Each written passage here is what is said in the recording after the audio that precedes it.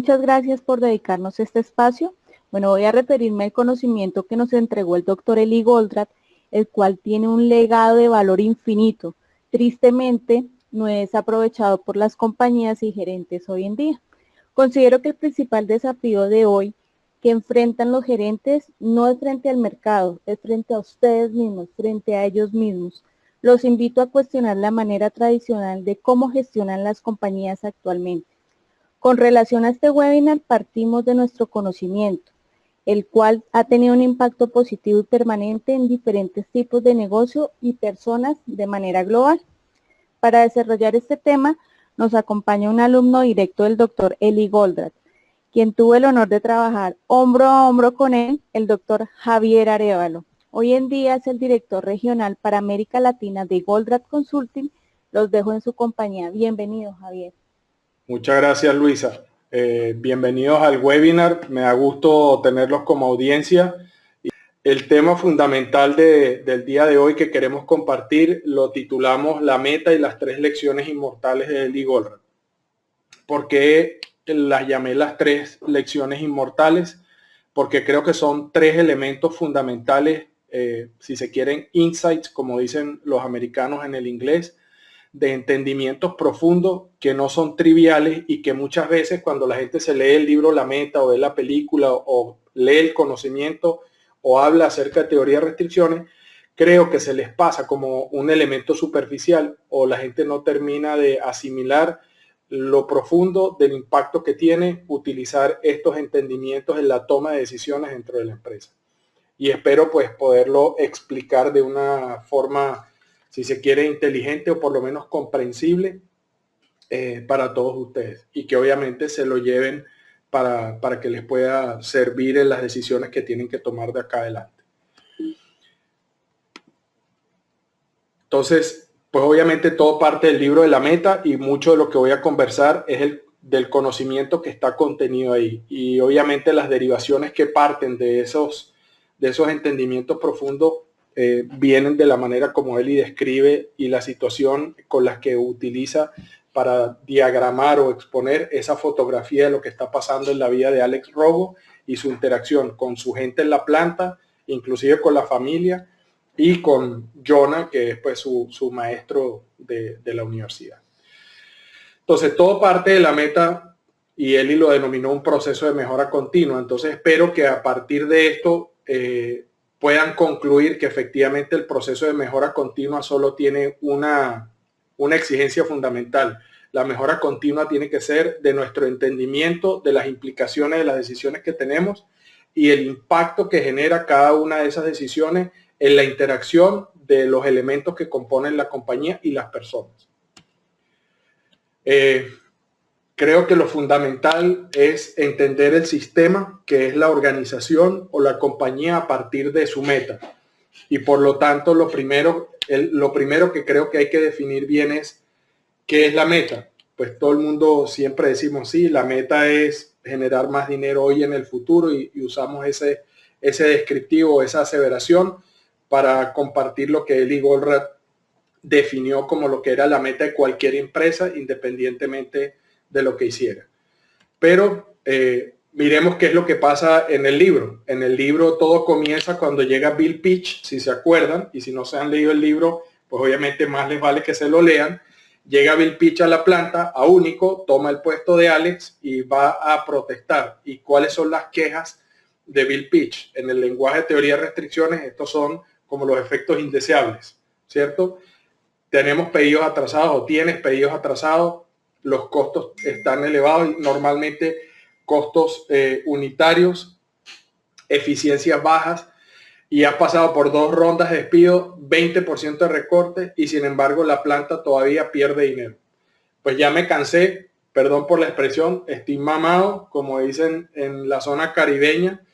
Tienes 3 meses, o le das vuelta a esta compañía o la cerramos, incluyéndote a ti de patitas en la calle. Entonces, cuando yo leí el libro, recuerdo que esto fue una de las primeras cosas que me impactó, es decir, 3 meses para darle vuelta a la rentabilidad de una compañía. Este hombre está loco. Esto debe haber alguna trampa acá. ¿Ya? Entonces, lo quiero situar nuevamente donde estaba. ¿Qué es lo que saca como conclusión Alex Rogo? Claramente, yo soy un tipo bueno, me contrataron para tomar esta planta, venía de una situación peor, hemos ajustado cosas, pero algo tiene que estar mal. Tenemos todo lo que necesitamos, fíjense, tenemos tecnología. Hoy en día todo el mundo tiene software, cabe el que no tiene lo está poniendo, que es el dichoso ERP, y ahora con el tema de la digitalización de la economía, de las compañías, pues todo el mundo tiene que tener una app, todo tiene que ser una tienda de internet, sistemas, computadores, cada vez más sofisticación.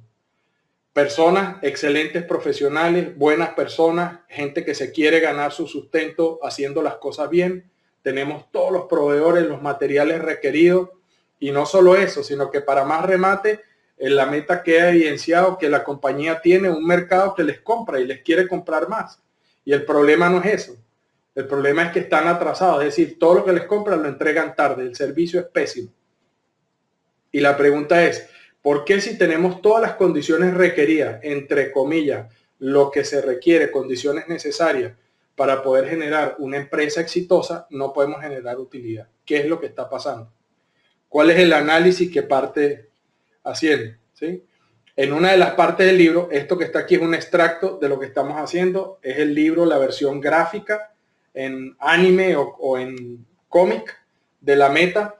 Como hoy en día tenemos millennials, los millennials no leen o no leen libros como leíamos antes, usan otra cosa, videos y juegos y cosas, etcétera.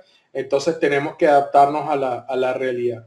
Entonces, fíjense, para mí puse esta página acá porque es vital y creo que es una de las cosas más importantes de la discusión que aparece en el libro. ¿Sí? No sé si lo pueden leer, pero al final en el encuentro con Jonah le dice, sí, voy para una reunión donde vamos a hablar de la productividad de los robots y la tecnología y el cuento. Y entonces dice, sí, no puede ser robots. ¿Y qué pasó desde que instalaron los robots? Dice, no, tenemos un incremento de 36% en la productividad. Y entonces John le dice, o sea, aumentaste la productividad 36%. Dice, bueno, en realidad en un solo departamento. Dice, bueno, entonces estás vendiendo 36% más. No, la verdad es que no hemos vendido nada más. Ah, entonces despediste gente y te ahorraste 36% de los costos. No, tampoco. Y entonces, si no vendes más y no despediste a nadie y tienes los robots y tienen alta eficiencia, entonces la deducción lógica de Jonah es, ¿y tus inventarios cómo están? Están por el techo. Y Alex se queda casi que a punto de desmayarse y decir, ¿cómo lo supo? ¿Cómo sabe que tengo el inventario hasta el cuello y que estamos abarrotados? Entonces dice, si no bajaste los inventarios, si no subiste las ventas y no bajaste los gastos de operación, entonces, ¿cómo hablas de que eres más productivo? ¿Ya? Y esa es la pregunta, ¿cómo sabes tú que eres productivo? Y esa es la primera cosa que uno empieza a pensar, bueno, las decisiones que tomo, ¿cómo sé yo si son buenas o no para la empresa? ¿Cómo sé yo que los criterios que estoy utilizando para decidir qué es bueno y qué es malo, los tengo claros o no? Y fíjense que Eli con Jonah como personaje hace tres cosas fundamentales. Solo habla de tres cosas. ¿Vendiste más o no? En lenguaje TOC hablamos de throughput. Después habla, los inventarios subieron o bajaron.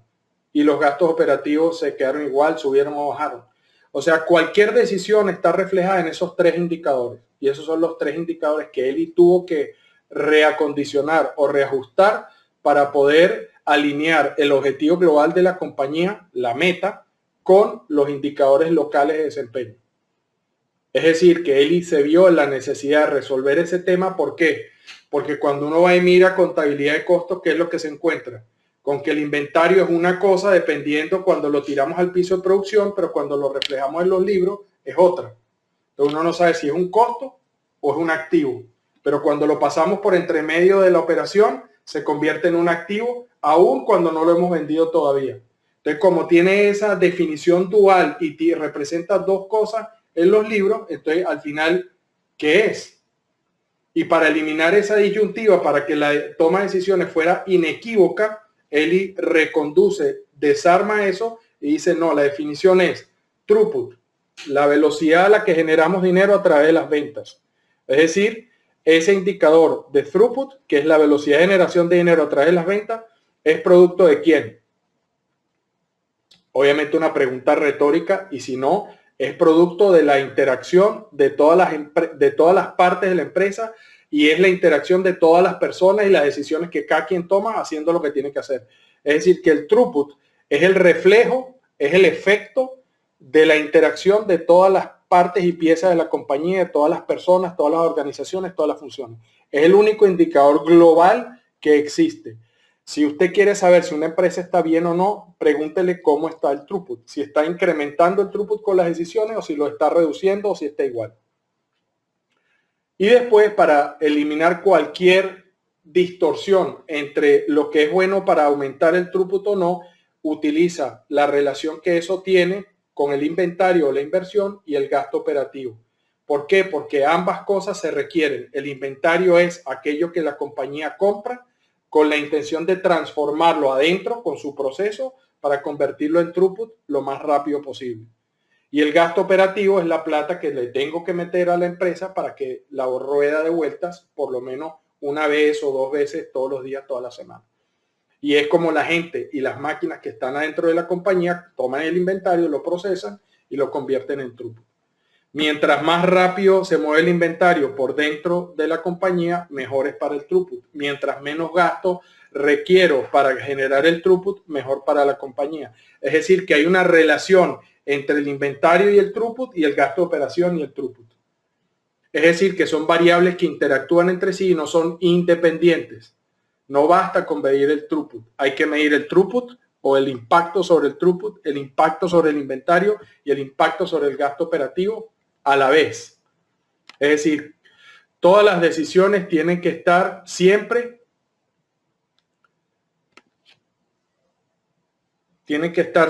alineadas con respecto a los tres indicadores: el indicador global, throughput, el indicador local, inventario, y el indicador local, gasto operativo. ¿Por qué digo que el inventario, la inversión y el gasto operativo son indicadores locales? Porque cada recurso de la compañía o consume inventario, o requiere inventario, o consume inversión, o representa inversión para la compañía, o consume gasto operativo. De hecho, todos los recursos de la compañía consumen gasto operativo. Y la relación de inventario, inversión y gasto operativo con todos los recursos es lineal, es decir, siguen la regla aditiva. En el throughput no. La relación de la contribución de cada recurso a la generación del throughput no es lineal. Entonces eso es solo para complicarles la vida. ¿Bien? Entonces sigamos adelante. En ese encuentro que está en el capítulo 4, ¿sí? Robots, mejora de productividad. ¿Sí? ¿Qué es la productividad? No son ecuaciones. Solo se puede medir en relación a la meta. Es decir, si no sé cuál es la meta, ¿cómo voy a saber qué es productivo? Y existe solo una meta, no importa el tipo de compañía. Y ojo, que no estoy hablando del propósito, de la visión o de la misión de la compañía, sino una condición necesaria. El medidor objetivo, si una compañía está haciéndolo bien o no, es si la meta está clara y la está cumpliendo. Más meta, mejor. Menos meta, peor. Y no importa el tipo de compañía. Obviamente estamos hablando de compañías fines de lucro. Fíjense que para organizaciones sin fines de lucro es importantísimo también el hecho del dinero. Sin dinero no se mueven. ¿Por qué? Porque el dinero es la representación física que utilizamos para el intercambio de bienes y servicios. Es decir, lo que tú me das que a mí me sirve, yo estoy dispuesto a pagarte plata por eso. Y la plata que te pago probablemente es menos del valor que tú esperas recibir. Si no, no te pago la plata. Ese es el intercambio libre de cualquier coerción. Entonces, entendiendo la meta, la primera pregunta que Jonah induce a Alex a deducir o a terminar de aclarar es: ¿cuál es la dichosa meta? Dice, bueno, la meta tiene que ser lo que estamos tratando de lograr. ¿Y qué es lo que estamos tratando de lograr? Fabricar productos lo más eficientemente posible. Sí, pero no. Esa es la manera como. Comprar materiales de la manera más costo efectiva. Tampoco cumple todo el aspecto de la compañía. Ser buenos empleadores, patrones, y así sucesivamente, hasta que al final Eureka llega a la decisión de que el concepto que finalmente engloba todas estas otras partes es hacer dinero. Ese es el medidor objetivo que dice si la compañía va bien o no, y que si está cumpliendo o no su meta. ¿Sí? Solo estoy mirando aquí cuánto tiempo llevamos para asegurarme que vamos a llegar a buen puesto. Bien. Entonces, de hecho, hacer dinero hoy y siempre en el futuro. ¿Por qué es importante saber eso? Pues nos permite, es el punto, la estrella, digamos, polar que nos va a indicar la dirección norte o franca a donde nos tenemos que dirigir. Cualquier acción que nos acerque a hacer dinero es más productiva. Una acción que nos aleja de hacer dinero es menos productiva. Entonces, bueno, ¿y ahora cómo lo mido? Pues no es por falta de indicadores, esto es otro tema. Cuando uno mira, las empresas tienen N.000 indicadores para todos y hoy en día parece que todo el mundo piensa que se resuelve con indicadores. Estoy de acuerdo y el mismo Eli Goldratt dijo, si no tengo claro cómo me mides, no te quejes de cómo me voy a comportar o según cómo me mides, me voy a comportar. ¿Ya? Hecho el KPI, hecho el hábito, hecho el comportamiento. Pero llega un momento en que si tengo más indicadores de los que realmente necesito para clarificar lo que tengo que hacer y tomar buenas decisiones, lo que hago es generar confusión. Por eso fíjense que Eli dijo 3 indicadores para toda la compañía y de ahí derivamos todos los demás y nos aseguramos que está todo sin conflicto o sin contradicción. Throughput, inventario y gasto operativo. ¿Quieres saber cómo es la utilidad neta? Reste el throughput y gasto operativo y le queda la utilidad neta. ¿Quieres saber cuál es el retorno sobre la inversión aproximado? Tome la utilidad neta y véala por el inventario. Y ahora vamos a hablar más adelante de productividad. ¿Ya? Entonces, lo que está claro es que los indicadores que usamos hoy en día tienen que ver con si el recurso está ocupado o no está ocupado. Si el recurso está usando el tiempo y la capacidad que tiene para generar productos, insumos o beneficios o no. Es decir, horas trabajadas versus horas pagadas, rendimientos por hora comparados a un estándar, costo de los productos, variación de la mano de obra. Ninguna de esas dice si uno está haciendo dinero o no. ¿Okay? Siguiente. Entonces, cuando uno habla de esto y está entendiendo qué es lo que les estoy diciendo, estamos hablando de flujo, ¿sí? Estamos hablando de la velocidad de generación de dinero a través de las ventas. Y esta representación es la que a mí más me explica cosas el primero y segundo entendimiento de las enseñanzas del Dr. Goldratt, que pienso que son inmortales. Cuando hablamos de flujo, el Dr. Goldratt utilizó la palabra flujo. Y flujo significa 2 cosas. Uno significa una cosa en el mundo físico, del inventario, de los elementos tangibles, pero significa también otra cosa importantísima en el mundo del dinero. La única razón para mover inventario, para comprar cosas y transformarlas en algo que podemos vender, es para generar dinero. O sea que el flujo del inventario y el flujo de productivo que tenemos, o del servicio inclusive, se tiene que transformar en un flujo de dinero. Y esas 2 cosas son 2 caras de la misma moneda. Si uno no entiende que efectivamente lo que está haciendo a través del flujo productivo incluya la cadena de suministro, proyectos, lo que ustedes quieran desde el punto de vista de la actividad productiva comercial de la compañía. Si uno no entiende que eso está pegado inherentemente, así como barriga con el flujo de dinero, entonces no hemos entendido bien por qué el Dr. Goldratt insistía en mejorar el flujo. Y ahora les voy a dar más detalles. Para mí esos son el número 1 y el número 2. Hay un tercero que lo vamos a ver más adelante. Entonces, ¿qué es lo que sucede acá? Voy a representarlo de alguna manera o voy a marcarlo a ver si puedo. O sea, al final lo que estamos haciendo acá es, estamos metiéndole plata en forma de insumo, inventario, ¿sí? Materia prima, y lo que queremos es que se convierta en utilidades y en throughput aquí al final. Entonces, esa velocidad, ese tiempo que transcurre desde que lo metemos hasta que sale y generamos plata, es la velocidad a la que somos capaces de transformar lo que compramos en lo que vendemos. Y a la velocidad que recibimos el dinero, porque esos 2 tiempos no son equivalentes, también es importante.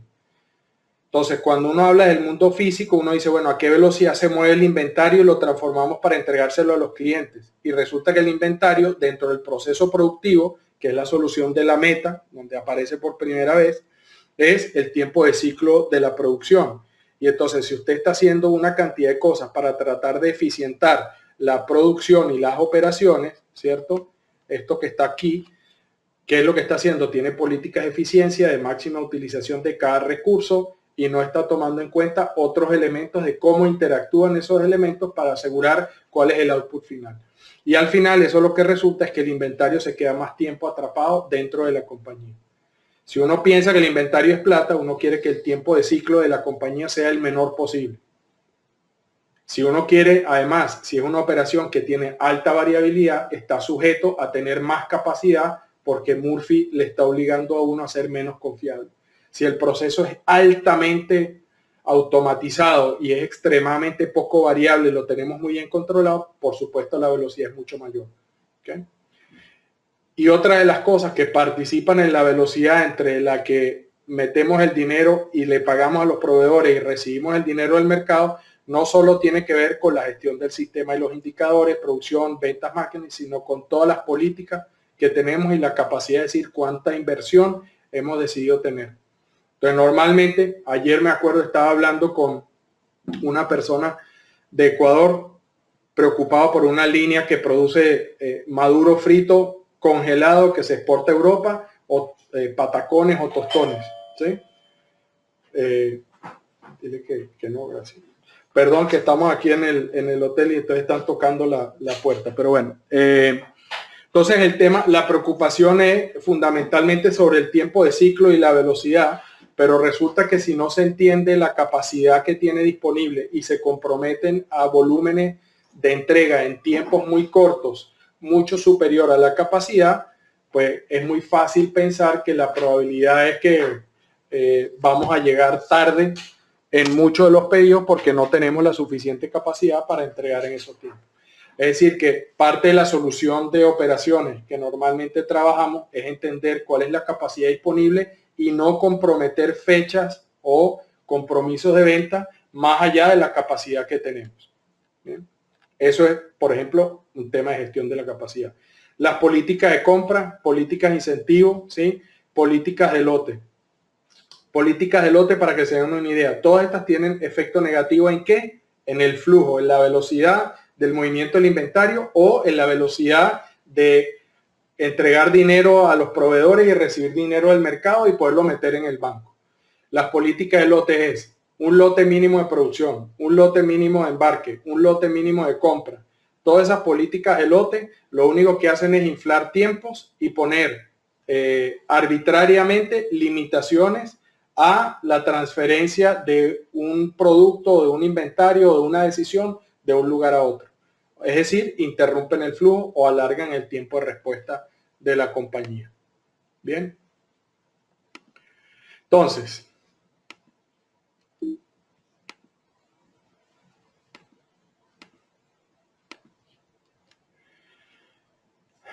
tengo que borrar, pues si no les voy a dejar eso, borrar todos los dibujos. Eso. Entonces, al final, del pensamiento sistémico, ¿qué es lo que tenemos? 3 indicadores: throughput, inventario, gasto, operación. Lo que queremos hacer es asegurar que dentro de las decisiones que estamos tomando, el gasto operativo tenemos que metérselo a la organización para que las máquinas funcionen. El inventario, lo que queremos es que esté el menor tiempo posible y que lo podamos convertir en throughput lo más rápido posible. ¿Sí?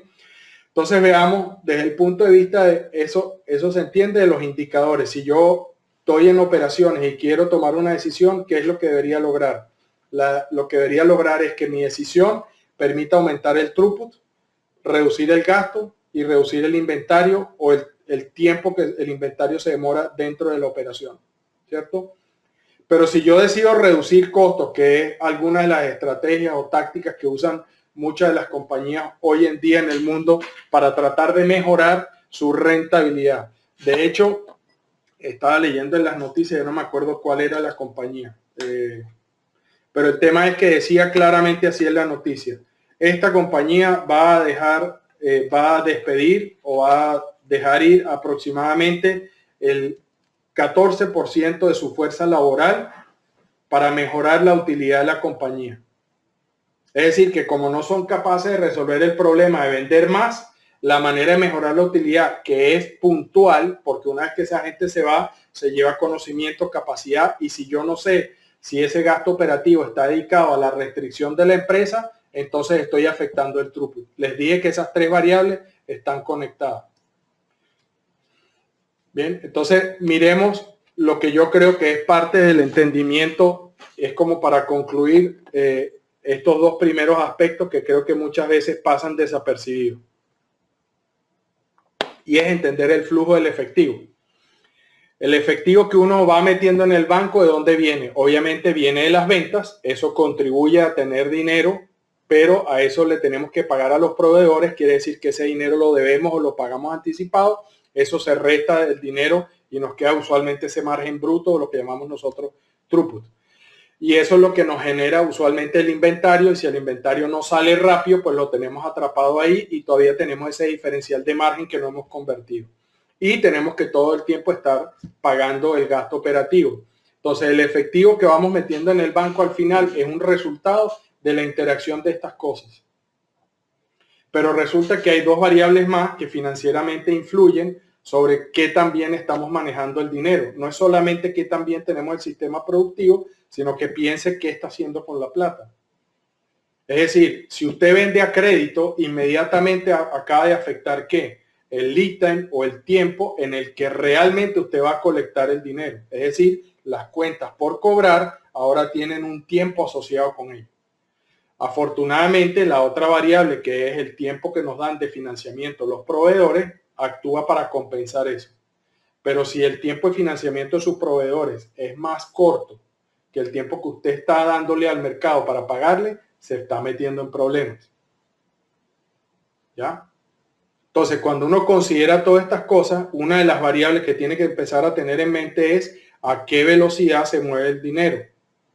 Y por eso el doctor Goldratt habla de throughput como la velocidad de generación de dinero a través de las ventas. Y ese es el aspecto que creo que a la gente se le pasa por encima, y estamos hablando de velocidad. Velocidad es tiempo. Cuando el doctor Goldratt desarrolló la solución para operaciones, dijo, primero vino Ford y elaboró un control de las operaciones para maximizar el flujo utilizando el espacio como controlador del inventario en proceso, para asegurar que nunca bloqueaba el flujo por tener demasiado inventario. Ono, cuando hizo lo mismo, pero lo hizo para ya no solamente una línea que produce el Forte negro, sino que produce una variedad de modelos en distintos colores, ¿cierto? En Toyota, ¿qué fue lo que usó? Utilizó el inventario como el mecanismo de control para nunca excederse en el inventario en la línea de producción e impedir el flujo. Y Goldratt se dio cuenta que ese modelo, aunque es muy bueno para lo que necesitaba hacer Toyota, cuenta con una cierta estabilidad en la demanda y en la carga sobre los recursos, por lo tanto los recursos se pueden usar para todos esos modelos. Pero cuando salimos de ahí y las fuentes de variabilidad son muchas, ya el modelo basado en espacio o en inventario no es suficiente. Necesita una variable más profunda, más uniforme o más amplia, y por eso usamos el tiempo. Y resulta que el tiempo no solamente controla el flujo de inventario, sino que el tiempo también es una variable importante que se traduce en la velocidad en la que producimos y acumulamos el dinero resultante como parte de la utilidad. ¿Okay? Entonces eso es como para remarcar. Entonces, para mí el tercer efecto que me interesa que entiendan es todas estas variables que aparecen en la meta, que no están todas, digamos, desplegadas al nivel de profundidad tal vez que estoy discutiendo acá, es hasta qué nivel todo el mundo en la empresa las entiende. Ese para mí es el insight. O sea, el conocimiento de la meta no es solamente para la gerencia general, ni es para la gerencia intermedia. Es para el nivel de supervisión, es para los operarios, es para la gente que está en administración, porque al final es el quehacer de toda la compañía, es cómo movemos bienes físicos para vendérselos al mercado. O sea que marketing y ventas es clave importante del proceso, y cómo eso se traduce en plata. Por lo tanto, la gente de finanzas, de administración, de cuentas por pagar, de cuentas por cobrar, se vuelve también parte del sistema importantísima, porque controlan la velocidad a la que generamos flujo de dinero. ¿Ya? Entonces, la primera pregunta es, ¿cuántas personas en la organización entienden cuál es la meta de la organización? Y no nos puede dar ni vergüenza, ni temor, ni sentirnos mal, porque digamos que la meta de la organización es generar dinero hoy y en el futuro, porque es el medidor objetivo que dice que la empresa lo está haciendo bien, y es el mecanismo que nos dice a nosotros para tomar decisiones si vamos siendo más productivos o menos productivas las decisiones que estamos tomando. Mientras más productivos somos, le estamos asegurando a los empleados una seguridad laboral, unas condiciones de trabajo mejor, le estamos asegurando a los accionistas un retorno sobre la inversión mejor que en otro lado. O sea que la función fundamental de la gerencia es tomar decisiones para llevar a la empresa a cada vez mejorar más el flujo y la generación de dinero a través de un flujo óptimo o maximizado de los productos y bienes y servicios que genera. ¿Cuántas personas entienden las dinámicas claves entre los indicadores de throughput, inventario y gasto operativo? No se necesitan más. ¿Cuántas personas dentro de la organización con fines de lucro entienden y conocen los parámetros financieros claves de desempeño? La utilidad, el retorno sobre el capital empleado, el flujo de caja libre, free cash flow, perdón, porque ya uno no sabe ni qué habla, si inglés, español, cachaco, paisa, venezolano, veneco, ¿sí? Chileno, po. ¿Entienden las personas el impacto que sus decisiones tienen sobre la utilidad, sobre el retorno sobre el capital empleado y el flujo de caja libre? Esas cosas, en la medida que las personas las entiendan mejor y los indicadores estén atados para explicar eso y la gente sepa cómo va la compañía, ¿usted cree que las personas no quieren hacer que la compañía vaya mejor cuando su estabilidad en su vida, el ingreso y el trabajo y la satisfacción dependen de ello? Yo creo que sí. Entonces, al final, después de toda esta cháchara y cuando Alex vuelve a la compañía y se enfrenta con, ya no me acuerdo, Stacy, con Don y que no me acuerdo cuál es Lou, que era el financiero del tema.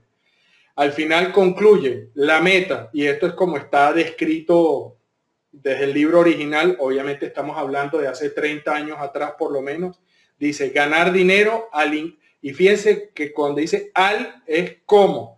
Al incrementar la utilidad neta mientras aumentan el retorno sobre la inversión y el flujo de caja. Esas tres cosas son las conclusiones que saca Alex Rogo. Y sin embargo, pues lo que nos quedamos en la cabeza es que simplemente es generar dinero hoy en el futuro. Es decir, un objetivo aspiracional que está, pues sí, qué bonito y qué genérico y a mí qué me importa. No, pero traducido a la vida real de la gestión de las empresas, caballeros, amigos míos, es ganar dinero incrementando la utilidad neta mientras aumenta el retorno sobre la inversión y el flujo de caja. ¿Y cómo hace uno eso? Manteniendo el gasto operativo a una velocidad de crecimiento inferior a la velocidad que generamos throughput. Pagando a tiempo, haciendo que el tiempo entre que recibimos un pedido, entregamos, cobramos y le pagamos a los proveedores, ese es el menor tiempo posible. Teniendo tiempos de ciclo de producción, de entrega del servicio lo más cortos posible. Es decir, que nuestra capacidad es extremadamente productiva. Bueno. Entonces, al final, la meta, la verdadera definición de la meta, lo que está en el libro es ganar dinero al incrementar la utilidad neta mientras aumentan el retorno sobre la inversión y el flujo de caja. Obviamente, y lo que hemos visto en muchas compañías, empezamos con una situación donde el flujo de caja es la restricción. Y si el flujo de caja es la restricción, ¿qué hacemos? Pues no se concentra en nada más, es el flujo de caja. ¿Cuáles son las decisiones que tiene que tomar? Cualquier decisión que genere flujo de caja es la decisión correcta. En ese momento la meta se convierte en aumentar el flujo de caja. Por lo tanto, cualquier decisión que reduzca el tiempo entre que usted entrega plata y recibe más plata para que le quede el diferencial, eso es lo que tiene que hacer. Si tiene un mecanismo que le va a entrar menos plata, pero le entra más rápido, ¿qué decide? Eso, que le entre más rápido. Si no tiene flujo de caja. ¿Ya? Y es así, es sentido común, no deja de ser otra cosa. Espero que esto ojalá y no sea tan obvio como suena y que ojalá piensen que estoy descubriendo el agua tibia. ¿Ya? Listo, entonces el único propósito para los indicadores es tomar una decisión o establecer acciones correctivas necesarias para aumentar las unidades de la meta. Las unidades de la meta se expresan en throughput y tienen relación con el inventario y el gasto operativo.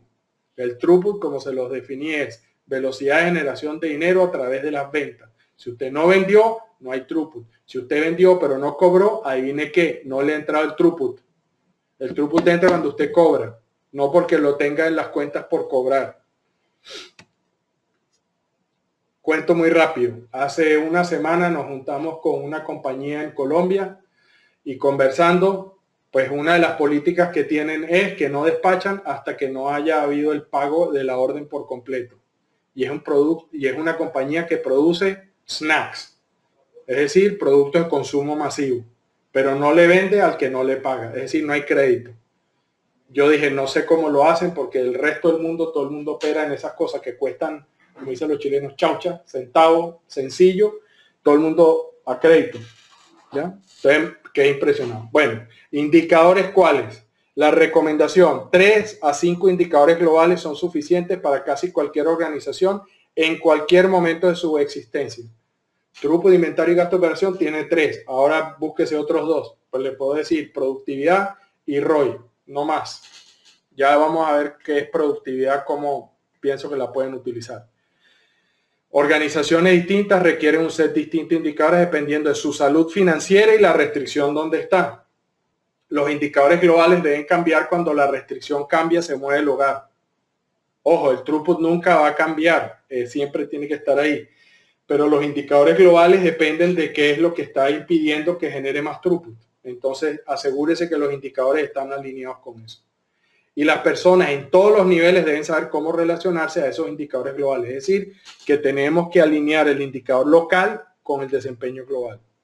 Y lo que creemos, una de las cosas importantes es retar la creencia común de que solo pocas personas deben conocer, aprender cuáles son los indicadores financieros clave. El tablero de indicadores debe ser transparente para toda la compañía. Y eso habla de la restricción. Como estamos hablando de la meta, la mayoría de ustedes me imagino que están de acuerdo o conocen el concepto de la restricción. Simplemente, y es el factor que limita la generación de throughput del sistema. Cuando hablamos de la restricción que limita, significa que define el máximo potencial de la compañía para generar throughput. Pero eso no quiere decir que ese es el throughput que genera. Porque si usted tiene una restricción y no la alimenta o no le entrega inventario en proceso a la velocidad que la puede consumir, está perdiendo throughput. O si le entrega más inventario en proceso de que el que puede consumir, está probablemente generando todo el throughput, pero está gastando más inventario. Entonces la relación de productividad entre throughput e inventario, ¿sí?, sobre capital empleado, no es muy buena. Aunque puede ser que la productividad por gasto operativo pueda ser mejor. Entonces, la restricción en sí misma define el máximo potencial, pero el verdadero resultado no lo da la restricción, lo da la interacción entre la restricción y el resto de los recursos. ¿Y qué recursos? Pues no solamente los que tienen el área productiva. Si estamos hablando de dinero, ojo, y eso es otra de las cosas importantes que también a la gente se les pasa. La gente piensa que cuando en TOC hablamos de restricción, nada más importa. No, más lejos de la verdad no puede estar. Resulta que lo más importante en la compañía son la interacción entre los recursos que no son restricción y la restricción. Y hay recursos que están en el flujo productivo primario que normalmente hoy en día los llamamos, por no tener un nombre mejor, recursos de soporte. Y resulta que son recursos claves. Por ejemplo, un recurso de soporte, mantenimiento en líneas productivas. Le pongo otro, sistemas, IT. Hoy en día, el que no tenga un equipo de servicio, de mantenimiento de sus sistemas de IT o de informática, está frito. Se les cae el sistema. Esta mañana saliendo del aeropuerto, voy a pasar a tomarme un café y está la gente de Dunkin' Donuts con todas las mesas vacías a las 7 de la mañana, cosa que me pareció como extraño. Y miro y le pregunto, ¿y qué pasó? ¿No tienen café? Me dice, no tenemos sistema. Señores, ¿cuánto throughput por minuto está dejando de generar esa tienda porque no tienen sistema? Bueno, no sé. La realidad me sigue dando ejemplos para creer que tengo razón. Listo. La restricción determina el máximo posible, la tasa máxima. Pero lo que realmente se va a obtener depende de a qué velocidad alimentamos la restricción y cómo interactúan el resto de los recursos que están involucrados en la productividad de la empresa como un todo. Entonces, productividad. Entonces, nosotros recomendamos y utilizamos dos medidas de productividad. Una es la operacional, y me faltó una de ahí. La productividad operacional es throughput dividido por gasto de operación. Ese parámetro es muy útil cuando la organización está en un nivel 4 o 5 de desarrollo. ¿Qué significa? La organización tiene suficiente flujo de caja, no tiene una restricción activa de mercado y no tiene una restricción activa dentro de la compañía, sino que es la sincronización y la velocidad a la que vende lo que está determinando la salud financiera. Y tiene más o menos un ciclo de cash to cash, es decir, las cuentas por cobrar y cuentas por pagar, tiene un lead time más o menos aceptable dentro de la industria. Al final eso es lo que significa que el retorno sobre capital empleado es decente, ¿ya? Y después está la productividad de capital. La productividad de capital es el throughput sobre el inventario o la inversión y es la relación entre capital empleado. Ese parámetro es útil para organizaciones que están en nivel 5 de desarrollo. Ya van a ver qué es lo que me refiero con nivel 5. Es decir, nivel 5 de desarrollo son empresas que tienen una estrategia, una táctica clara en el mercado, tienen control de su mercado, tienen un diferenciador de oferta y están felices y contentos generando toda la utilidad que pueden. Por ejemplo, si yo hablara de qué empresa está en ese nivel, yo diría que hoy en día una para mí clara es Apple. Tiene problemas con la continuidad de la tecnología y qué va a hacer porque pues aparentemente cada vez vende menos de los teléfonos nuevos que va sacando. Pero entre el periodo entre que salió el primer iPod, ni siquiera el iPhone, el iPod, hasta la fecha, esa es una compañía que no tiene de nada que preocuparse desde el punto de vista de retorno sobre capital empleado, de productividad, etcétera, etcétera. Uno que ha ido mucho mejor hoy en día es Amazon. Ese es otro. Y fíjense que tiene relación con tecnología, pero son dos aspectos distintos. Pero eso es pensando. Entonces, ¿qué es lo que tenemos a nuestra disposición para tratar de mejorar la productividad de las compañías, tanto en productividad operativa como productividad de capital empleado? Entendiendo que son, al final lo que me interesa es que las empresas con las que trabajamos y atendemos y las que están utilizando TOC o quieren explorar TOC pasen de un nivel de desarrollo 1 donde no es el tamaño de la empresa, sino el nivel de desarrollo 1 donde el flujo de caja generalmente es un problema y es la restricción. Nivel 2, el flujo de caja ya no es un problema, pero las utilidades son efímeras o poco frecuentes. El nivel 3, las utilidades existen, pero son fluctuantes, no están bajo control. Nivel 4 y 5, ya todos esos problemas se superaron. No me importa el tamaño de la compañía. Pero si uno tiene claro estos indicadores y tiene clara la lógica que les estoy dando, pueden pasar muy rápido de un nivel de desarrollo financiero 1 a un nivel 3, que es ahí donde empiezan, yo diría las bondades de tener el sistema que uno diseñó y construyó bajo control, independientemente del tamaño, porque no está tomando decisiones estúpidas desde el punto de vista de alargar los tiempos de ciclo del dinero o de dar un servicio peor y querer cobrar más o empezar a hacer descuentos por dinero pues no tiene un diferenciador claro. Bien, breve resumen, paréntesis, teoría de restricciones, 3 elementos. Todas las empresas sujetos a ello. Complejidad, incertidumbre y conflicto. La práctica común de la complejidad, administrar por óptimos locales, funcionamiento en silos. Incertidumbre, utilizar proyecciones o pronósticos, dando falso sentido de certeza y creando distorsiones y conflictos, tratar de encontrar el punto medio apagando incendios constantemente, es decir, los supuestos de fondo están mal, pero los seguimos usando. ¿Cómo resolvemos la complejidad? Simplificamos, enfocarse en las restricciones, alinear desempeño. Alinear desempeño, espero que entiendan todo lo que les acabo de decir hasta ahora. No es que los recursos que no son restricción no son importantes, todo lo contrario. Son muy importantes porque la sincronización, la interacción entre todas las partes es lo fundamental. Si usted no tiene procesos claros de quién hace qué, quién le entrega qué, cuándo y cómo, y que tienen capacidad protectiva, los recursos que no son restricción, olvídese de la sincronización. Sincronización es igual a enfocarse en la restricción y alinear desempeño. Bien. Incertidumbre. Utilizamos amortiguadores y sin descanso reducir los tiempos de respuesta. ¿Sí? Amortiguadores, ¿por qué? Porque como hay variabilidad, hay Murphy, yo no lo puedo predecir todo, coloque amortiguadores donde necesite protección. Entonces, por eso es que usted quiere efectivo en el banco, porque es un amortiguador de plata. ¿Para financiar qué? Cuando el mercado no le responde o cuando los bancos no le dan crédito o cuando el país se va a la... Y en América Latina eso nos pasa cada rato. Si no, miren la región. Entonces, es otra de las cosas que las empresas tienen que ser cuidadosas. Están viviendo en un ambiente donde los gobiernos no las quieren. No hay ni un gobierno que las quiera, pero tenemos que hacer lo que hay que hacer para salir adelante. Entonces, los amortiguadores están para eso. Amortiguador de capacidad, amortiguador de mercado, amortiguador de tiempo, amortiguador de plata, que al final es como capacidad o recursos, como lo quieran ver.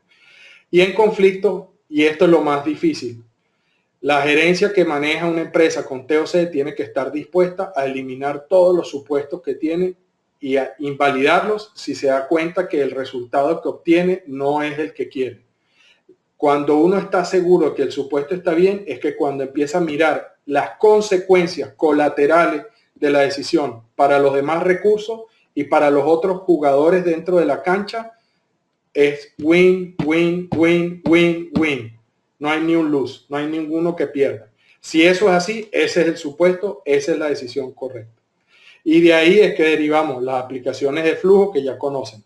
Para proyectos, cadena crítica, operación DBR o TAC, Pool Supply Chain, que es el verdadero sistema pool, y lo que denominamos la gestión de mercadería o el retail. Las aplicaciones estratégicas que tienen que ver con el entendimiento de los indicadores, la alineación, las ofertas al mercado, el retar los supuestos que tenemos acerca del beneficio de nuestros productos y tecnología o servicios y el modelo de negocio, está en innovación de negocio, Business Innovation. Los procesos de pensamiento, esa es otra de las contribuciones de valor infinito al doctor Goldratt. Yo cada vez que leo más, veo que si la gente no empieza a pensar en sistemas, nos vamos a echar siempre vamos a estar perdidos de cuál es la dirección mejor para mejorar la productividad y hacer que el estándar de vida sea mejor. Y eso quiere decir que no entendemos que estamos metidos en un sistema. Donde uno mira es sistema donde estamos metidos. Y eso quiere decir que tenemos que ser capaces de derivar las consecuencias no entendidas o deseadas sobre los otros actores del sistema. Y después la estrategia y táctica que tiene que ver con cómo yo plasmo la lógica para armarme un mapa de ruta con los supuestos que creo que son válidos para ir llevando a la compañía. Entonces, eso nos va dando una guía y obviamente en el camino en que la empresa va mejorando, va creciendo, va haciendo cosas, va logrando metas de desarrollo que tenemos, pues nos encontramos con que hay supuestos que nos tardamos mucho en validar o supuestos que son equivocados y hay que irlos cambiando. Bien, solo déjenme verificar cuánto tiempo llevamos para asegurarme que ya me falta poco, sé que tengo que correr. Espero poder terminar a tiempo esta parte. Entonces, lo que tenemos que asegurar es dónde está la restricción para su empresa. Ese es el punto de partida. ¿Lo tenemos en mi capacidad para cumplir la oferta que le estoy haciendo al mercado o la tengo en mi habilidad para adquirir más mercado y más clientes? Entonces, el doctor Goldratt hablaba de enfoque. Enfoque significa ¿qué es lo que le está dando más problemas? Trabaje ahí primero. Si usted mejora la capacidad para cumplir lo que promete, adivine que tiene una oportunidad ahora para enfocarse en lo segundo y probablemente los clientes que tiene le van a servir mejor. Los clientes que hemos estado trabajando en estos últimos 2-3 años, muchos son compañías excelentes, con una tecnología superior, son líderes del mercado, pero resulta que tienen un cumplimiento del 80%. Siempre decimos 80% igual a la probabilidad de la ruleta rusa. Es decir, que cada vez que un cliente coloca un pedido, tiene que jugar ruleta rusa para saber si le van a entregar a tiempo o no. Y yo creo que eso es como se percibe del lado de allá como mal servicio. Y lo otro es, si tiene una operación que está bajo control y cumple muy bien lo que promete, más allá del 95% de las veces, o tiene disponibilidad inmediata de sus productos, los proyectos se entregan bien, con calidad, a tiempo, entonces piense cómo utiliza, apalancándose ahí, para generar más mercado. Piense en la propuesta de valor que tiene para el mercado. Entonces, ¿cuál es la restricción? Y esto es pensando dónde está. En el mercado, si usted tiene más del 50% del mercado mundial o no tiene autonomía para la tasa de crecimiento de venta, entonces tiene una restricción de mercado. La realidad es que la mayoría de nosotros en todas las empresas tenemos una restricción de mercado. ¿Por qué? No es que el mercado sea finito, sino que la manera como comunicamos lo que le decimos al mercado y lo que le cumplimos no es suficiente para generar una diferenciación con la competencia. Esa es la verdadera restricción de mercado.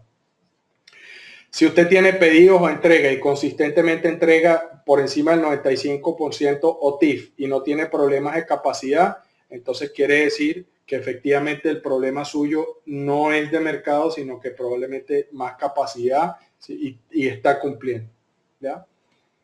Operaciones de entrega, si ningún equipo que tiene está por debajo de una utilización del 90% en 24 todo el año y el OTIF está por debajo del 95%, entonces usted tiene un problema de operaciones. Arregle eso primero. Y si es el cash, si usted tiene una baja utilización, si el OTIF es menor del 95 y tiene faltante materia prima o los pagos a proveedores se retrasan con frecuencia, adivine qué, el cash le está dando señales de que tiene problemas. Resuélvalo. Entonces, ¿cómo lo resolvemos? Enfóquese que el tiempo no es solamente el tiempo de producción, es el tiempo entre que usted recibe un pedido, paga la materia prima y recolecta el dinero. Como decía el doctor Ono, todo lo que estamos haciendo es enfocarnos en el tiempo de transcurre desde que el cliente nos coloca un pedido hasta el momento en que recibimos el pago y reducir ese tiempo incansablemente. O sea que hasta el doctor Ono también lo tenía claro. Es un tema de flujo. Y cuando hablamos de flujo, hablo de dos flujos. El flujo productivo y el flujo financiero, porque van de la mano. La métrica clave, si usted tiene problemas en el ciclo de cash to cash, es el efectivo. Y aquí no los voy a aburrir con las fórmulas, pero es cuántos días de inventario tiene, los días de cobranza, días de pago, la tasa de throughput y la velocidad del cash. ¿A qué velocidad lo está recibiendo? ¿Cómo prioriza las acciones? Reduzca los tiempos de cobro. Ponga como objetivo reducir a cero los pagos atrasados, cobre los pagos pendientes más rápido, renegocie los términos, tome pía adelantos cuando sea posible. Reduzca los inventarios, compre solo lo que necesita y que sabe que puede vender muy rápido. Reduzca los tiempos de producción y entrega. No inicie nada en producción que no tenga el kit completo. Es decir, si hay algún material que le falta o alguna especificación, no lo lance a producción. Espera que tenga todo para que entre y salga en el menor tiempo posible. Reduzca los tiempos de entrega del proveedor. Prefiere un proveedor que entregue más rápido, confiable o que esté dispuesto a entregar en lotes pequeños repetitivos, aun cuando parezca que le cueste más. ¿Por qué? Porque el lead time completo es menor. Usted va a poder responder más rápido. ¿Sí? Y después ahí viene, esta es la última parte. Creo que vamos a ir más rápido. ¿Sí? Le dice, bueno, Alex se reúnen a desayunar después que ya Jonah le ha ido ayudando y dice, hablemos de mis robots. Olvídate de los robots, tienes cosas más fundamentales de las que preocuparte. Pero ¿y mis eficiencias? La mayoría del tiempo en el que estás luchando por subir las eficiencias te está llevando en la dirección contraria a tu meta. ¿Ya? Ahora voy a explicar a qué me refiero. Muy rápido. Todo sistema, organización, planta está sujeto a dos condiciones que son impepinable, decimos en Venezuela, es decir, que usted no se puede escapar. Interdependencia y variabilidad. Lo dijo Deming y lo dicen todos los demás gurús de la industria y de los procesos y de la gerencia. Pero nadie lo explicó de la manera como yo creo que lo explicaba mejor el doctor Goldratt. Cuando uno tiene interdependencia y variabilidad, lo que pasa es lo siguiente. Tenemos un sistema, es un conjunto de elementos interdependientes con un propósito objetivo. Y esas dos condiciones a las que se sujeta, ¿qué quiere decir? La materia prima, para ser procesada por A, pues tengo que liberársela. Pero resulta que C no puede hacer más de lo que B le provee. Y a la misma vez B no puede trabajar hasta que reciba los materiales provenientes de A. Y A no puede hacer su trabajo hasta que reciba materia prima. Eso es lo que significa eventos dependientes. Fluctuaciones estadísticas, ¿qué significa? Cuando yo miro el comportamiento de un proceso, es lo que estamos acostumbrados con control estadístico de proceso, no siempre se produce exactamente lo mismo en el tiempo. Hay una fluctuación y hay un promedio y unos límites superior e inferior. Pero cada uno de esos eventos está sujeto también a una distribución estadística. Cuando ocurre, la probabilidad de que pegue ahí es una distribución y esa distribución no es normal para cada evento, es logarítmica o es asintótica. Es asintótica, creo que es el nombre correcto. Es decir, que tiene una cola larga como se muestra acá. ¿Ya? Por ejemplo, un operador no vino y no hay nadie que pueda operar la máquina. ¿Cuál es la producción de ese día? 0. Entonces, ¿dónde toca acá? Pues no toca nunca, 0. Se va al infinito, no produce absolutamente nada. Entonces, cuando eso ocurre, y tenemos la variabilidad, podemos decir en promedio este recurso produce 10 unidades por hora. En promedio entrega en 10 horas. ¿Sí? En promedio este cliente requerirá 10 unidades por día. Y eso lo entendemos. Ahora lo que quiero es que agarren la interdependencia y la peguen junto con la variabilidad. Miremos las dos cosas juntas. Y eso es lo que hizo el doctor Goldratt. ¿Sí? Cuando uno combina los eventos dependientes con fluctuaciones estadísticas, ¿qué significa? No solamente, ¿sí? Hasta que Alex no entendiera esto, Jonah le dice, hasta que no lo entienda, no me hable. entiende estos dos fenómenos y después miramos. ¿Y cómo describe eso Eli en la meta? Con la excursión a la Cañada del Diablo, si se acuerdan, de los Boy Scouts, ¿cierto? Entonces, fíjense lo que pasa. Y esto es para explicar por qué el balanceo de capacidad, ¿sí?, no funciona. Porque cada uno de los recursos que está sujeto a un promedio, ¿sí?, el balanceo de capacidad significa que yo quiero tener la misma capacidad en todos los recursos. ¿Por qué? Porque en promedio eso es lo que voy a sacar. Si se acuerdan, hay una parte del libro y la película donde Jonah le está explicando a Alex con el salero, el azucarero, el café y la leche, y le dice, si esta es tu línea y cada uno de los recursos tiene un promedio de 10 por hora, ¿cuánto va a salir al otro lado? 10 por hora es la respuesta usual. Y Jonah le dice, no, estás equivocado. ¿Por qué? Por esto. Porque resulta que cada uno de los recursos está sujeto a esa probabilidad estadística. Tiene la mitad de la probabilidad de sacar 10 o más, pero la otra mitad es 10 o menos. Para que al otro lado de la línea salga 10 o más, todos los recursos tienen que sincronizarse en el ciclo de alta, es decir, por encima del promedio. ¿Y cuál es la probabilidad que eso ocurra? Pues nosotros, si sabemos estadística y lo usamos muy simple, es el 50% de probabilidad en cada recurso multiplicado por el número de recursos. Entonces, eso quiere decir que si tenemos 6 recursos, ¿sí?, con la capacidad promedio de 10, la proporción que va a salir al otro lado es 0.5 a la 6. Es decir, el 1,56% del tiempo, o sea, menos de 4 días al año. Y eso es si tenemos 6 recursos. ¿Y qué pasa si la operación son 10? Nunca vamos a tener 10 unidades por hora en proporción de lo que queremos, ¿sí? Entonces, cuando uno balancea recursos o capacidad en la línea, se asegura de que nunca va a tener el promedio, generalmente. Por eso es que decimos que hay que tener capacidad protectiva y hay que tener las líneas desbalanceadas. Entonces, ¿qué es lo que se da cuenta al final? Y esto representa de otra manera. Eli demuestra que es se imagina, o Alex se imagina la tropa caminando por el piso, ese es el inventario en proceso, van liberando materia prima y al final está el camino caminado. ¿Cómo resuelve el problema y la frustración de que sigan separando y había mucho inventario en proceso? Pues coloca a Herbie de primero, ¿cierto? Y elimina las brechas. ¿Qué fue lo próximo que hizo? Pues aligeró la carga de Herbie, es decir, que lo hizo más rápido, le quitó trabajo y se lo dio otro recurso de más capacidad. Pero ¿qué fue lo que aprendió? Cuando hizo el juego de los fósforos, si se acuerdan, cada vez que tiraba el dado iba registrando la dispersión de lo que dejaba de producir por la fluctuación estadística del dado. Y en la medida que fue haciendo el giro, aquí esto está representado por el número negativo, el eje negativo. Si va creciendo, quiere decir que voy quedando en deuda. Es decir, que la fluctuación estadística, todo aquello que no produje, no lo recupero después, sino que lo voy sumando y se va acumulando y son pérdidas de productividad, de capacidad efectiva que voy generando.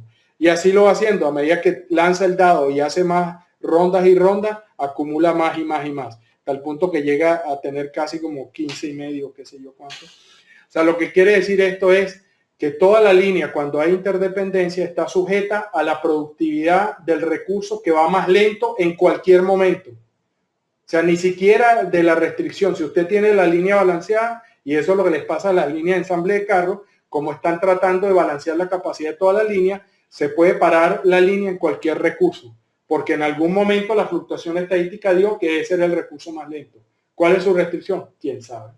¿Cuántas operaciones tiene una línea de ensamble? Cientos, si no miles. ¿Y cuál es el paso limitante? Pues la que está en el ciclo de baja. ¿Cuál es en este minuto? No sé. ¿Ya? Entonces, la conclusión es la desviación máxima de una operación precedente será el punto de partida para la operación subsecuente. Si usted tiene una operación que está fallando, es la que le va a determinar el máximo ritmo posible en toda la línea, independientemente de donde esté la restricción. Entonces, ¿cuál es la solución lógica y por qué la solución de TOC para producción es esa? Una restricción con la menor capacidad, todos los demás recursos con mayor capacidad, y cuando aparezca un cuello botella, ¿qué es esto? Es decir, alguna otra de las operaciones tiene menos capacidad temporal que la restricción por cambio de mezcla, por lo que sea, elimínela, métale el pecho y el esfuerzo y eleve la capacidad lo más rápido. ¿Por qué? Porque está perdiendo flujo. ¿Ya? Bueno, esto me lo voy a saltar porque es una descripción de de la solución de DBR, que es lo que les acabo de decir. Entonces, tambor, amortiguador y cuerda, ya. Entonces, después que la restricción la saca de adentro, se mueve para el mercado. Y estos son los 5 pasos de TOC, pero nuevamente entendiéndolos con esta lógica. Cualquier proceso que usted tiene que está sujeto a interdependencia y fluctuación estadística, no piense que con identificar la restricción ya lo hizo. Por eso el proceso de mejora continua que advocamos y que le enseñamos a las compañías es, una vez que sabe cuál es la restricción, ahora como un energúmeno empiece a buscar dónde están las interrupciones al flujo y cuáles son los recursos o las operaciones que andan en ciclo de baja y le afectan a la velocidad de alimentación de la restricción. ¿Okay? Entonces aquí viene otro tema que es el último que creo que voy a hablar y ya vamos a terminar. Déjenme mirar el tiempo rápidamente. Sí, ya estamos sobre la hora y esta es la última cosa que les voy a comentar. Entonces, otra de las cosas, fíjense, el doctor Goldratt hablaba de que una de las cosas que hay que tener es lo que llama la cuerda. La cuerda es un mecanismo para evitar liberar material excedente o inventario en proceso excedente a la línea de producción. ¿Por qué? Porque cuando tengo inventario en exceso, el flujo se reduce, ¿cierto? Entonces, cuando uno mira, y esto pasa en producción, pasa en proyectos, pasa en las actividades diarias que usted está haciendo, este es un gráfico que saqué del libro del Phoenix Project de Gene Kim y Robert Baer. Es la aplicación de la solución de la meta a cómo manejar el desarrollo y la prueba y puesta en operaciones de todos los sistemas de software. O sea que es Development y Operation, por eso se llama DevOps. El tema es el siguiente. Cuando uno tiene un recurso y ese recurso tiene una capacidad nominal, entonces cuando empezamos a aumentar la carga de trabajo sobre el recurso, el lead time para resolver cada una de las tareas que tiene empieza a aumentar cuando superamos la utilización del 80%, más o menos. ¿Eso qué quiere decir? Que cuando eliminamos la capacidad protectiva que el recurso tiene para asimilar la fluctuación estadística, el lead time se nos eleva muchísimo. Y esto es un solo recurso. Ahora haga lo mismo que les mostré en el gráfico anterior, cuando componemos varios recursos tienen el mismo efecto. Pero este gráfico que está acá es ideal. El tiempo de espera o el lead time crece exponencialmente, que no es otra cosa sino teoría de cola, cuando superamos el 80% de utilización. Pero eso que está ahí es para un sistema que prácticamente no tiene variabilidad. Si el sistema tiene fluctuación estadística, por ejemplo, un proceso que tiene componentes manuales, ensamble con gente poniendo chips y placas de electrónicas para un equipo o ensamblando equipos o cosas que se hagan manualmente, por ejemplo, costura en una planta textil, lo que van a ver es, si es que me deja la animación, un ambiente de baja variabilidad a un ambiente de variabilidad media. Entonces, ¿qué quiere decir eso?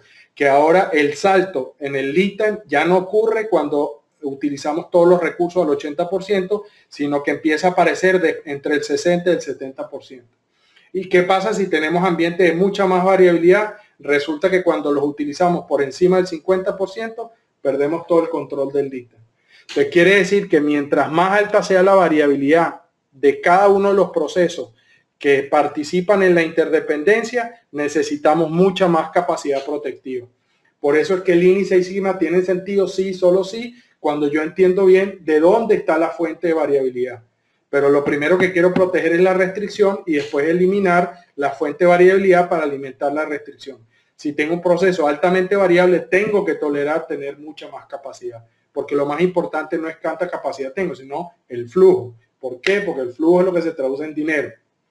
¿Okay? Entonces, el objetivo primario de las operaciones es el flujo, como dijo el doctor Goldratt y Jonah le dice a Alex en el capítulo 18 de la meta. Como probablemente ya sabrán, no debe balancearse la capacidad con la demanda. Lo que hay que balancear es el flujo de producto con la demanda del mercado. Esta, de hecho, es la primera de las 9 reglas y qué sé yo. Déjenme repetirlo. Hay que balancear el flujo, no la capacidad. Si quieren alguna información adicional acerca de lo que les hablé de Ford, de Ono y de Goldratt y por qué el tiempo y todas las otras discusiones que hace Eli sobre el inventario en proceso y el control, los principios de flujo están en el artículo sobre hombros de gigantes que nos pueden pedir y se los podemos enviar con todo gusto. Déjenme ver qué otra cosa tenía por acá. Yo creo que eso es, y lo vamos a abrir. Ah, sí, ya vamos a terminar. Esto es para darles una idea de qué es lo que pasa cuando la empresa y todo el mundo de la empresa entiende los indicadores, el impacto sobre el flujo de dinero y el impacto sobre el flujo productivo. Esto es Tata Steel.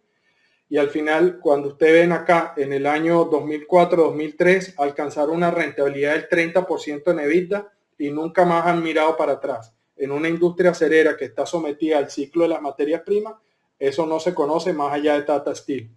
Es decir, nunca más miraron para atrás una rentabilidad del 30% en industria básica, en un material como el acero, de producir hierro a acero.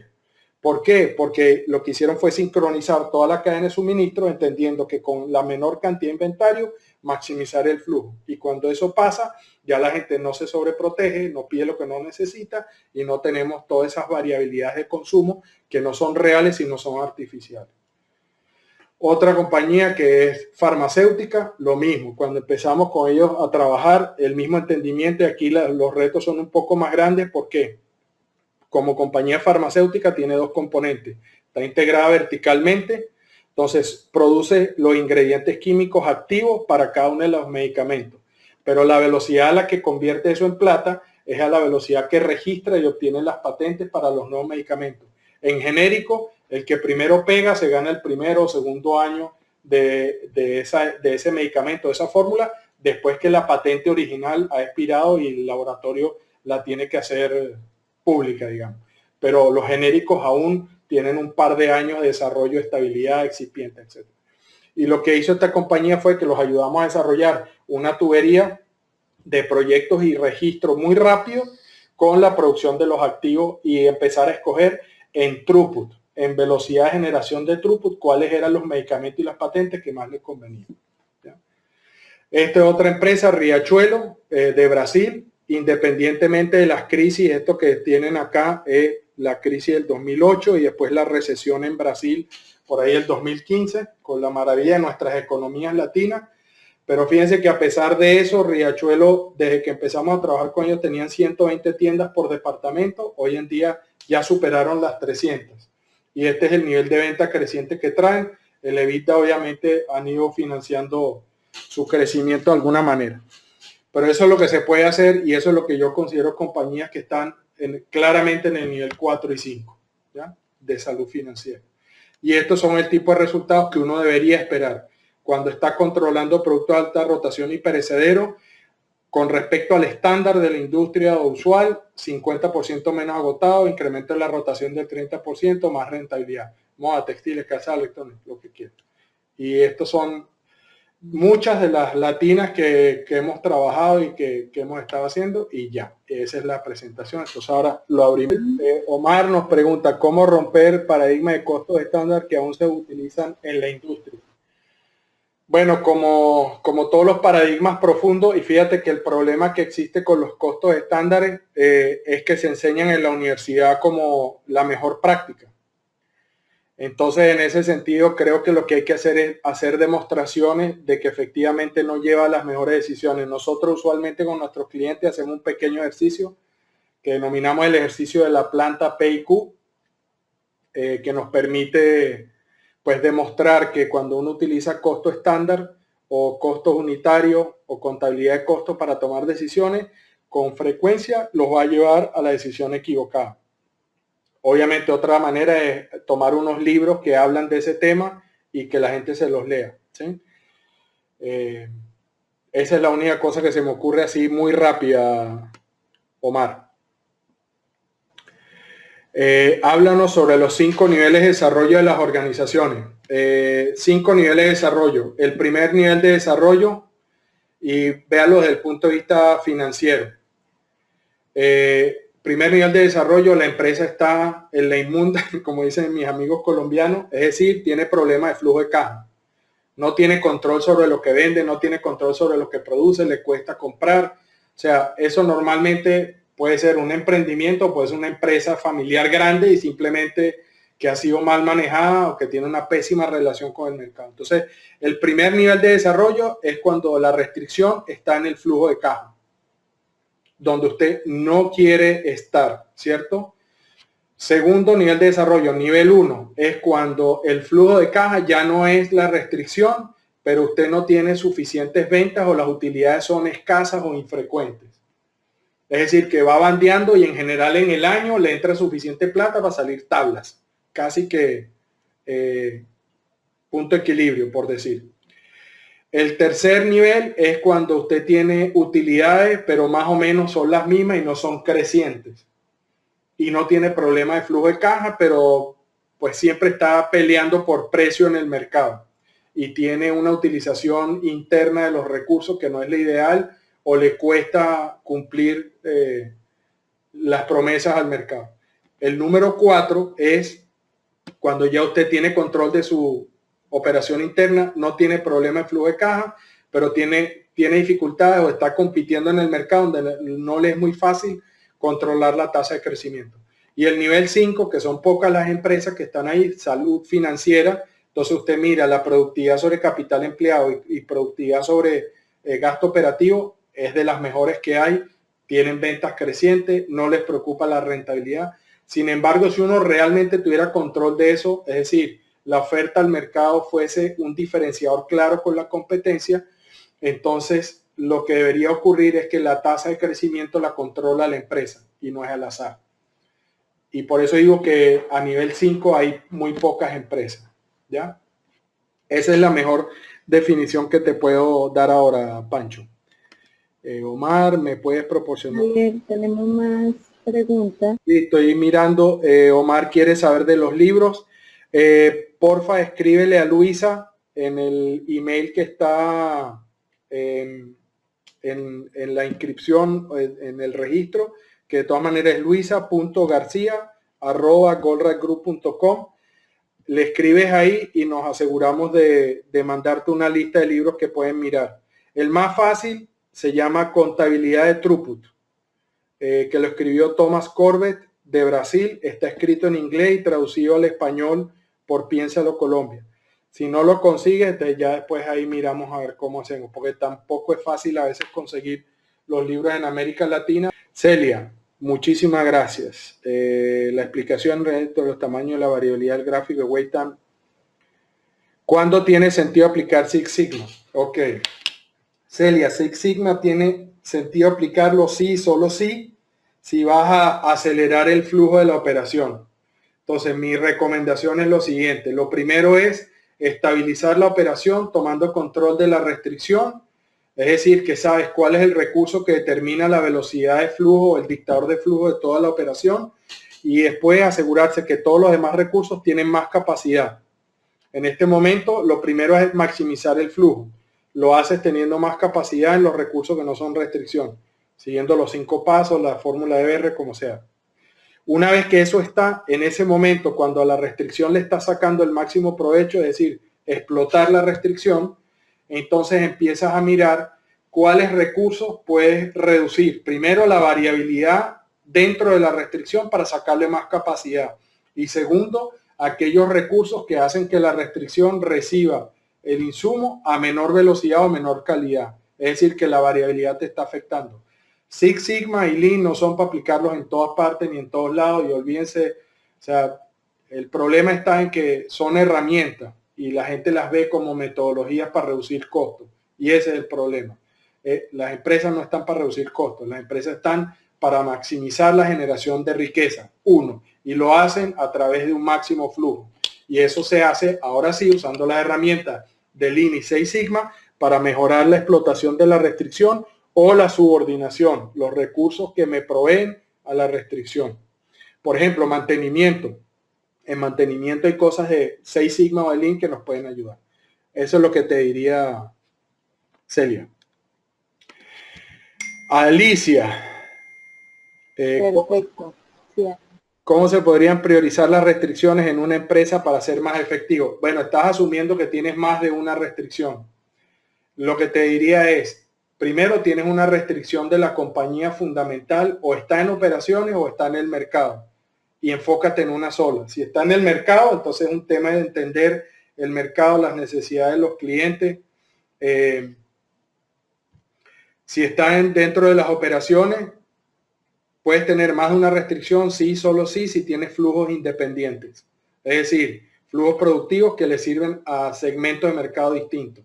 Si están dentro de la misma planta, piénsalo como una restricción. Eso es lo que te diría, es mucho más simple. Voy a leer, Cristian. En este momento me encuentro en una compañía de consumo masivo que tiene problemas de cash e inconvenientes en su operación debido a faltantes componentes en los pedidos. Es decir, si estoy entendiendo bien, los pedidos no los puedes entregar completos porque no tienes todo lo que te están pidiendo. O sea, tienes back orders o tienes falta de materia prima, sea importado, producido, no lo sé. Para dar respuesta a disminuir el capital de trabajo, se está revisando nuevamente las políticas de inventario, pero me surge una inquietud si centrar mi stock de seguridad en productos terminados, las materias primas, teniendo en cuenta que la variabilidad de la demanda es bastante alta debido a la poca comunicación de la fuerza de venta. Ya le echaste la culpa a los vendedores. Uno de los principios de teoría de restricciones, no culpar, porque entonces, si como la gente de ventas no comunica, a eso son las restricciones. No. Cristian, mi sugerencia es la siguiente. Si ustedes tienen problemas de flujo de caja, olvídense de la política de inventario. Están mirando donde no es. Piénsenlo desde el punto de vista de qué decisión les va a permitir a ustedes mejorar, recibir flujo de caja. ¿Qué pueden hacer para entregar pedidos parciales? ¿Qué pueden hacer para tener materia prima que les falta para producir los pedidos completos? Renegocien, ofrezcan descuentos por pronto pago.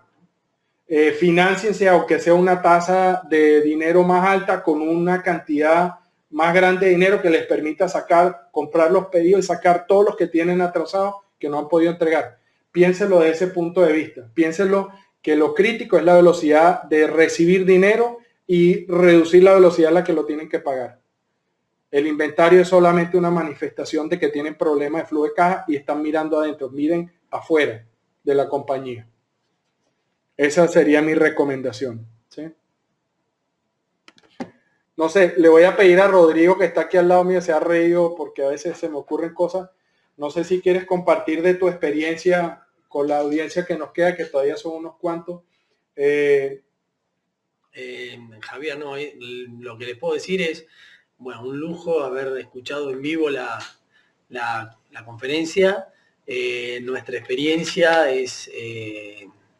digamos, es hace un año y pico que estamos trabajando con Javier y es cada día un aprendizaje. Lo que comentaba recién uno de los inscriptos, bueno, en qué tipo de empresa o la definición de cada tipo de empresa, a mí me viene a la cabeza el 1 o el 2, digamos, el hecho cuando estás con problemas de flujo de caja, todos son urgencias, no tenés tiempo para estar pensando en el mediano plazo, ¿no? O formas de crecimiento, estás apagando incendios todos los días. Con Goldratt lo que hemos venido haciendo, bueno, es ir mejorando a dónde nos tenemos que enfocar y bueno, estamos contentos en ir avanzando y cada día ir un paso más hacia los niveles superiores. Así que lo que puedo decir, Javier, estamos contentos y agradecidos de estar en este camino. Y yo lo que voy a decir no es para hacer falsas alabanzas, pero hablábamos hoy con Rodrigo al almuerzo de que este tema se trata de que la gente tiene claro en la cabeza de que tiene que haber una forma distinta de hacer las cosas. Que seguir haciendo lo mismo es, como decía Einstein, de locos y esperar un resultado distinto. Entonces, no se trata que Goldratt o GC o yo, lo que sea. Al final creo que mi aprendizaje en todo este tema es que esto le va a servir si las personas están conscientes y son humildes intelectualmente. Saben que hay algo que no saben o saben que debe haber o intuyen que hay una manera diferente. Y para eso pues estamos más que puestos siempre para echarles una mano. Luisa, yo no tengo más nada que decir y le agradezco a todo el mundo, Rafa, a Rafael López, el grupo en YouTube. Goldratt Consulting América Latina. Si ponen eso, van a caer en el canal de YouTube. Nuevamente, si no, le escriben a Luisa y Luisa les manda la liga o el enlace, como se llama, luisa.garcia@goldratt, con 2T, el Goldratt Group, todo pegado en minúscula.com. Muchas gracias, un gran abrazo, éxito y hasta luego.